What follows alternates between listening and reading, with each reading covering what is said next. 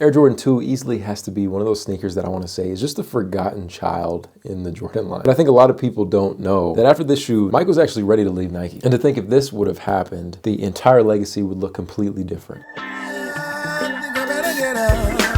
Yo, what's going on, y'all? It's Mike back with another MJ Mondays, where every single week we're breaking down a new Jordan. Last week we did the Air Jordan 1, and obviously the only way to transition that was going into something like the Air Jordan 2. Now right here, I have the most hype pair you can possibly get, right? These hold a special place in my heart, man. This was actually seeded to me by Jordan Brand, which is incredible, you know, just to, I don't know, be on the map in a sense, right? What's really interesting about this shoe is to know that it almost ended the partnership completely. Riding off the hype of the Air Jordan 1, the numbers that they sold in the first year, they just were so blown away. And I think they kind of got misaligned with the momentum of what to do next. With this, they wanted something luxury. They wanted something premium. They wanted that grownish feel, which is kind of interesting to me personally, because I just look at all the kids that looked up to Mike and all the parents that were probably buying those Jordan 1s in the first place. For them to make a transition like this, where the sneaker was made in Italy, it was a little more limited. It was probably more expensive at the time. But overall, it was to elevate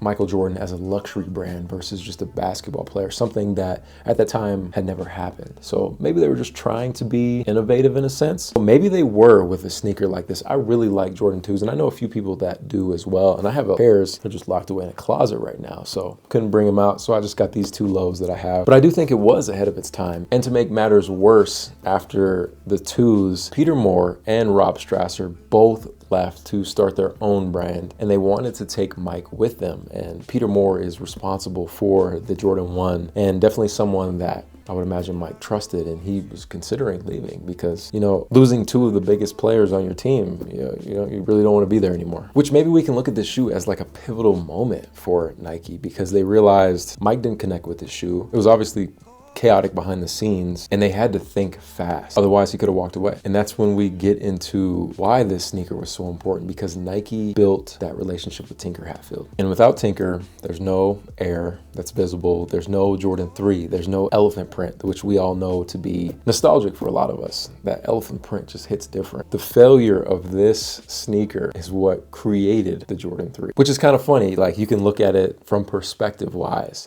Yeah, the sneaker flopped. It didn't do well. But what it did was lead us into something greater. Without this, we might not have the sneaker history that we had today. If we fast forward to something like today, we see all these collabs, Off-White, Titan, 218, what was there, J Balvin 3s, Union had 3s. Sorry, I didn't mean 3s, I meant 2s. A Ma Maniére had 2s. The way they were able to still, you know, kind of follow that blueprint of using better craftsmanship, different materials, what's this saying, imagine on the inside of it. I think they really pivoted nicely with the Jordan 2s in terms of collaborations. That's kind of what the sneaker should have been from the rip. Just kind of a one-off for exclusive premium collaborations, if that makes sense to you guys. It makes sense to me. And then you dive into the storytelling. That's the main element of sneakers in general. And granted, you probably don't even wear 2s. You never even considered it, which is fine. A lot of people sleep on them, but it is such an important piece of sneaker history. I think everyone should at least have one pair in their collection. Honestly, I think maybe I have 4 or 5, and I've only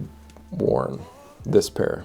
Very nice, very nice. Truly, I think everyone should just have at least one pair. You know, if I was to give you like my top 4 or 5 choices, it would obviously be the Chicago Jordan 2s. Solid piece of history. If you want to go with something crazy, you could pick up these lows. They just look so good with the right pants. The Union Jordan 2s were pretty cool. I really like the J Balvins, the way they just light up. It's just one of those like cool collector's pieces. I truly do think they are a lot more comfortable than a Jordan 1 or a Jordan 3. People are sleeping on the comfort of these things. Again, the Jordan 2 might not be a fan favorite, but do not sleep on the fact that this is such a important piece of history. This sneaker is literally the definition of pressure makes diamonds, pressure of losing Mike, pressure of causing chaos internally, and pressure of just flopping. And how do we push luxury, push storytelling in a different way that connects? But I'd love to hear what Jordan 2s you have, if you have any, or if you've ever eyed any or ever wanted a pair but you just didn't pull the trigger.